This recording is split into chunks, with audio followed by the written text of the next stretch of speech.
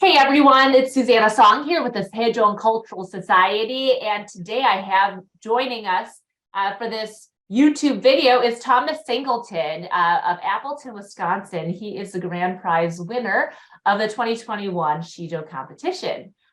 Hi Tom, how are you? I'm good. How are you? Very good. So you come to us from Wisconsin, right in the Midwest. Yes.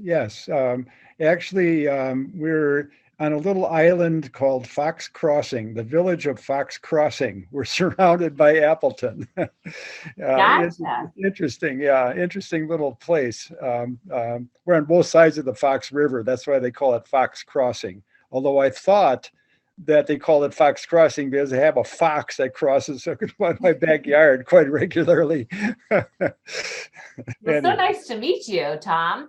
You are the winner of the 2021 Wisconsin Shijo competition. Tell us how you heard about Shijo and the Sejong Cultural Society. You know, I must have seen it on a website. I moved to Fox Crossing about 3 years ago, and that was just prior, I guess, to just about the same time as writing that Sijo that I submitted. I was racking my brain to find out how I heard about it, and I think I must have seen it online. I just must have seen your website, and I decided, and I was encouraged by, some of the writing on there, and I thought, well, I'd give it a try. I never did it before, and I thought, well, let's try something out, something new. So that's how I got into it. Well, we're so glad you stumbled across the website and had the willingness to try it out. What is your background, Tom? Are you a teacher? Are you a writer? I've been a writer for the last number of years, but not professionally. I guess professionally in my job as a regional director for a agency that provided services to the developmentally disabled in Wisconsin. And I said, so I did some, professional writing that way, but I really only took up this poetry thing in the last maybe 10 years or so. And it's been wonderful. I've got a blog now. I've got, I think, 780 different pieces of of writing on that blog.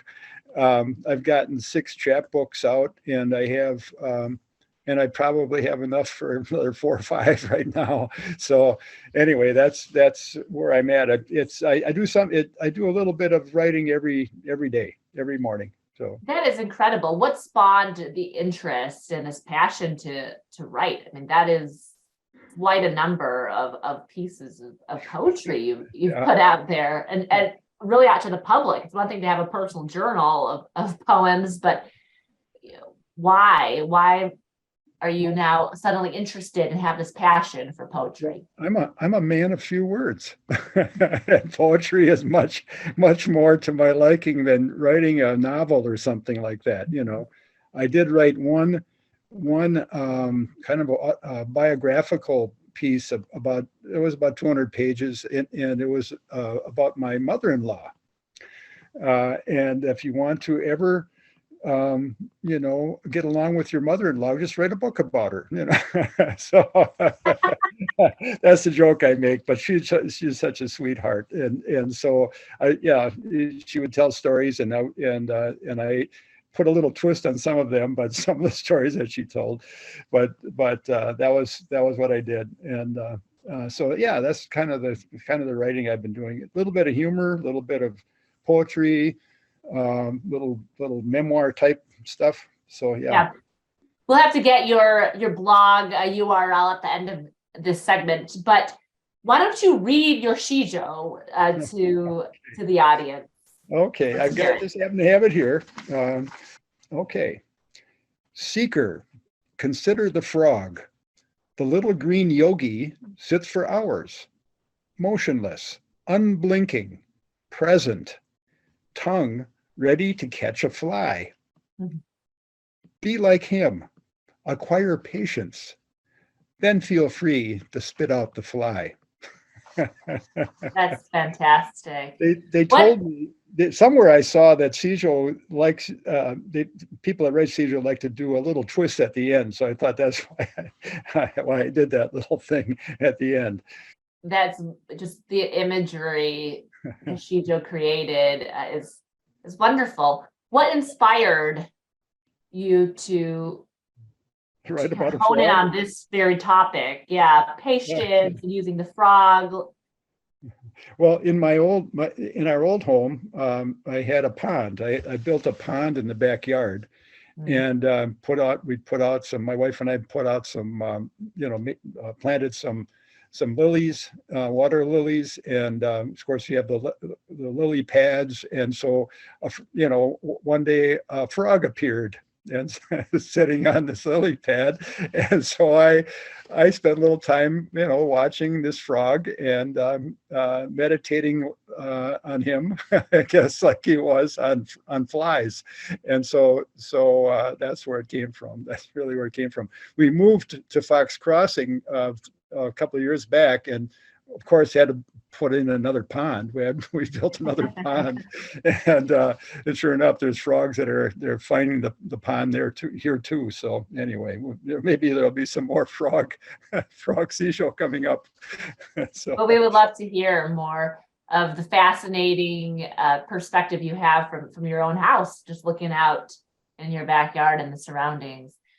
What advice do you have for those who are just starting out, who have never even dared to write a Sejong, who might be a little apprehensive? What motivation or words of encouragement can you impart?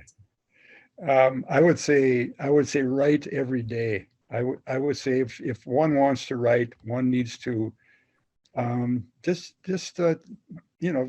get it on paper. Get it on paper. And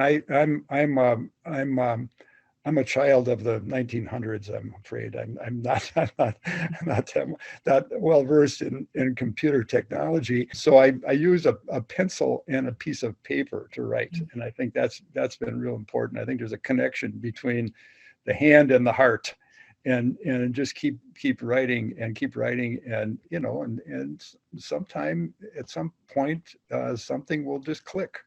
So I like Sejong because of the economy of language, and because it's a short piece. One has to be very precise in what one writes, and it has to be evocative too. It has to really touch people in one way or another. So I think that's a good one. And of course, I like the being kind of a humor oriented kind of guy. I like the twist at the end as well. So yeah, that was a really nice conclusion to the Sejong. And I think you bring up a really good point. Regardless if you're tech savvy or have the competency with computers or not, it's just so important to kind of get back to the basics and what value there is in just a piece of paper and a pencil and your imagination. That's right. That's right. Just putting it all down. That's all you need. Yeah.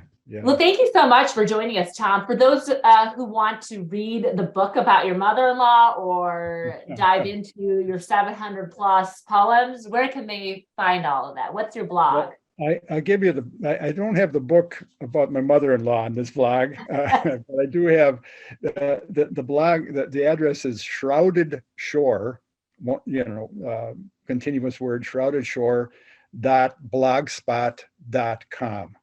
And that's totally free. I'm not into doing this to make money. I'm just simply into it because it feels really good to do. So that is wonderful. Thank you so much, Thom. And for all of you joining and taking a few minutes to listen in, thank you so much. And we'll be back at a later date with more content. For now, I'm Susanna with the Sejong Cultural Society. Take care. Thank you.